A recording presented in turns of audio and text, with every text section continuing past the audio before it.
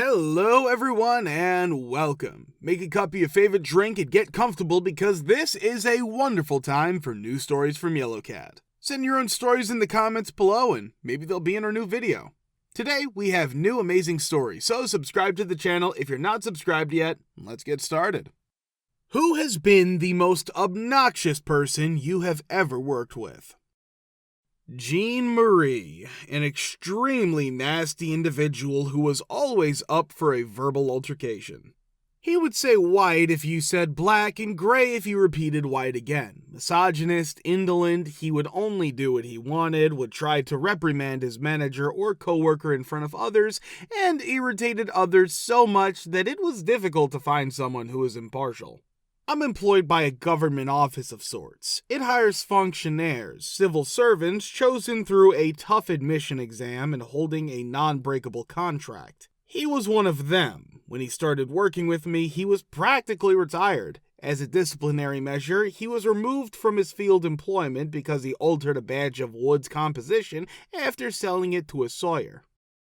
He was moved to the office to serve as an assistant to the director because he was under contract and could not be fired. His coworkers on the field threw a farewell party without him because they were so excited about his transfer. Then he had an impact on the land registry and the records. He had to collaborate with the person in charge of the land registry as a result, but he never actually did, as she would tell him because he was not directly under her supervision. He even made an attempt to fix her reports. He was 61 when he transferred and 66 when he resigned, so he put off retiring until the very last minute. "I will stay as much as I can to be a pain in the bottom of everybody," he stated candidly.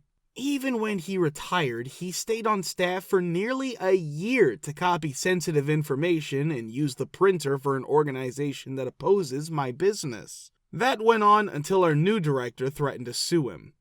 I tried to be civil with him, but stopped even speaking to him outside work after he told me that numbers can be twisted to say anything after I showed him a scientific paper that was proving something against his beliefs. I've only ever disliked working with one guy whose name I won't mention since it's a bit unusual, but I didn't like him. You know how occasionally a coworker will be more laid back, but at least they're kind of fun to hang out with? Or is there someone who works extremely hard but is antisocial? I feel like most people fall into one of those two categories on a grayscale. If I used myself as an example, I'd say that I lean more towards the antisocial but good worker side, but I still get along with my coworkers and put in the effort to get along with everyone, even if I'm bad at it a lot of the time. I've encountered many indolent employees who will work as little as possible, but they're quite gregarious and either improve work life or, at the very least, don't cause any issues. But this guy, he was indifferent. He would occasionally perform only the barest minimum of his duties, but other than that, he was lazy and a D. He would try to power trip anyone who was new by belittling them and maliciously making fun of or pointing out their flaws. For people who were obviously superior to him, he would either become uncomfortable by becoming overly cordial or would try to start fights over trivial matters. I tried my best to understand and get along with him, as did the rest of my coworkers to some extent, because it was obvious that he had some sort of personality issue that was not being addressed. However, when you mix that kind of personality with his work ethic, he made for a terrible coworker. After hitting someone in the back of the head while they had their back turned, he was dismissed. He didn't hit hard enough to actually hurt the person, but he left the scene right away. I continue to hear about him occasionally. From what I've heard, he was fired from a previous job due to his poor work ethic and habit of arriving late for most of his shifts. I hate that I don't like someone as much as I do that guy, but I genuinely don't think he's a good person, so I'm not at all surprised that he keeps on putting himself in these dilemmas. In my life, I've had 2 supervisory positions, both of which caused me to resign. I'll discuss one that occurred a few years back. Let's name her Tony, the HR lady / supervisory department person. I worked for a local nonprofit religious group and Tony was the HR representative. Two other girls in my department who were about my age were employed as graphic designers. Each of us was in our 20s, and we were either engaged or married. For one of our accounts, the two other females handled social media content creation and website development. Because she had taken a marketing class a few years ago and was thought to be the most competent, the HR woman ended up being our little department supervisor by default. It's surprising that a woman in her 60s could even use a computer, let alone have knowledge of digital marketing. To cut a long tale short, we were too young to know any better, thus nobody ever responded to any of our recommendations or ideas. Remember, we were all employed to perform our jobs, not to be belittled, and we all held bachelor's degrees. When Tony became attached to someone like myself, she would basically ruin their life. She started making up stories about me and said that I wasn't liked by everyone. When I confronted these individuals, they all denied it. She also said that her older son was the reason why her van always smelled like a week. She also offered me $100 in exchange for doing his homework on graphic design. If I ever have to leave work for any reason at all, Tony would always make me feel horrible about it, like when my basement flooded with sewer water. Because of her and the poisonous surroundings here, I started experiencing stress-related seizures as I slept. I'd never experienced anything like this before. I had to undergo testing, which included having a brain monitor strapped to me with numerous wires for 36 hours. I requested a day off for the test because I was finding it difficult to move around with them all. My request was turned down by Tony, who said it wasn't required. I couldn't wear makeup, had to arrive at work without taking a shower for more than a day, and had numerous cables hanging from my head. All day long, I asked if it was okay, and it was generally agreed upon that I shouldn't have been there. Because of the amount of stress I experienced there, I frequently became physically ill while working, which occasionally prevented me from being able to drive home at the end of the day. After a while, my spouse and I decided that I would leave at the end of the year, which was in just 3 months, to give me time to look for another career. However, I was called aside and fired before I could leave because I had a fever and bronchitis that kept me from work for 2 days, for which I had a doctor's note. Although Tony wasn't even there in the room when the firing took place, she was the reason I was let go. I informed them that this place had several issues and that I had intended to leave nonetheless. During the less than a year I had worked there, a number of people came and went, including one of the 2 girls I worked with. Not long after me, the other went out. I have not experienced a single seizure since then. As I heard from former coworkers, because of Tony, people increasingly started quitting after 2 weeks on the job. Eventually, she was fired. Karma. What an absurd thing did the HOA do to you, and what were the results of it? For 7 years, my parents and I resided in a homeowners association in northern Texas. One evening, while I was at work, a tiny storm passed through our backyard, destroying the fence separating our backyard from the front, as well as the fence that separated us from our neighbors behind us. Natural catastrophe coverage was part of the HOA agreement, but when my parents and our neighbor went to the HOA to get the fences fixed, the HOA repeatedly turned them down. They eventually fixed the fence 3 months later under threat of a breach of contract lawsuit. I hate HOAs and would never live in one. They're just too much work. I don't want a group of conceited people dictating to me the style of my house or fining me for not trimming my grass to a certain length or whatever else.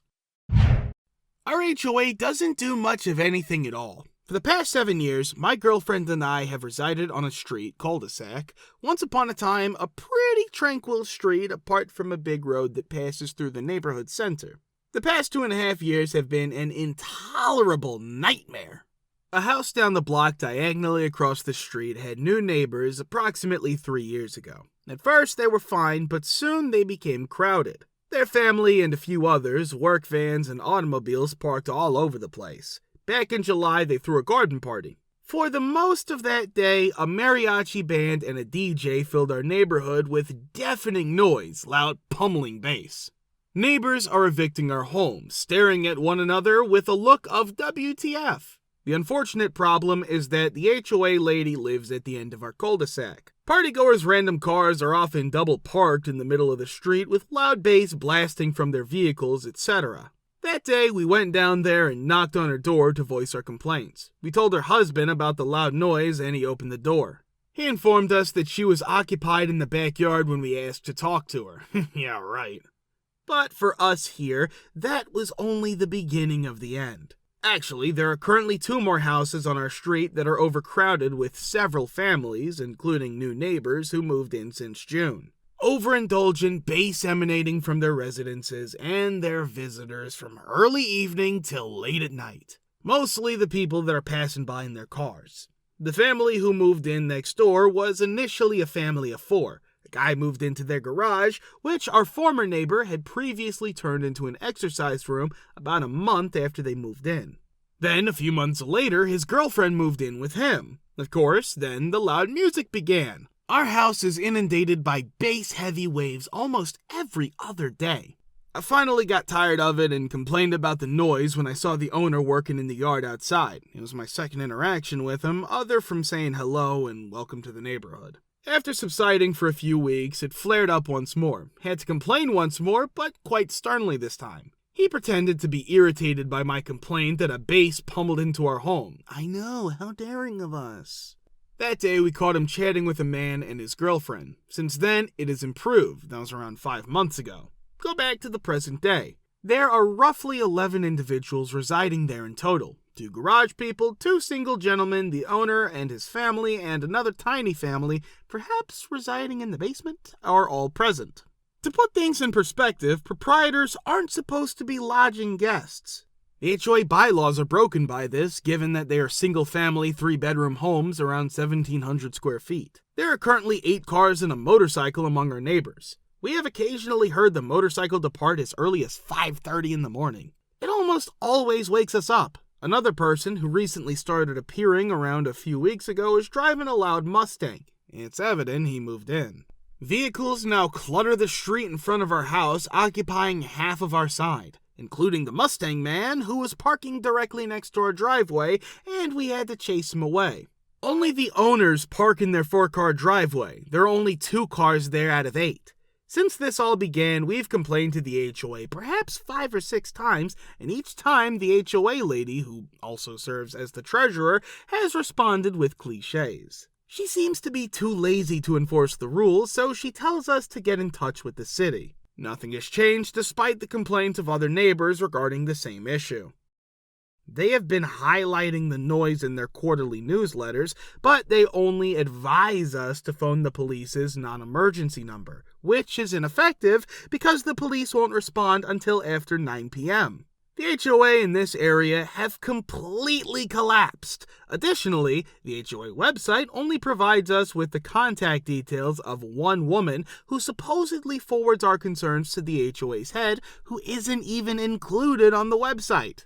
Unable to take action on the overabundance of parking, as our street seems to be a part of the county. In any case, we're planning to move out by April or May of next year and are currently saving money.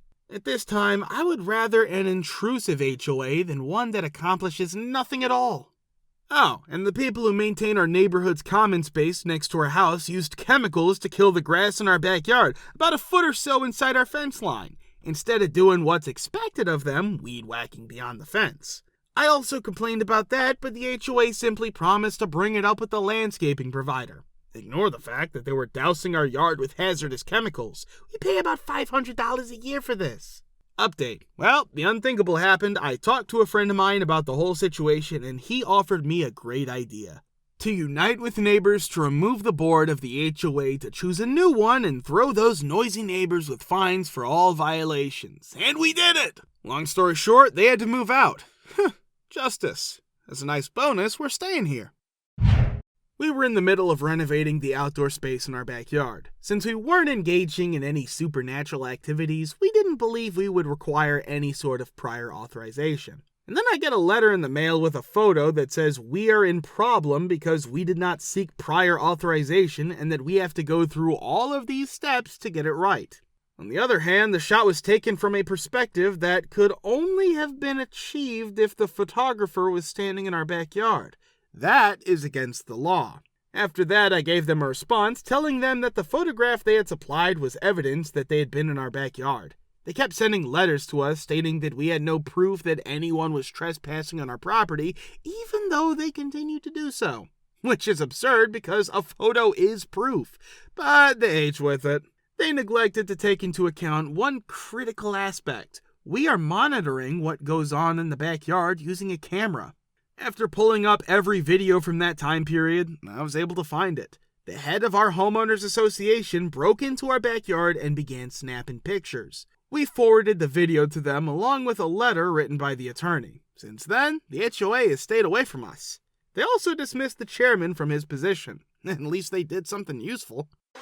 Guys, thank you for all the support and likes. Subscribe to the channel if you're not subscribed yet. See you next time.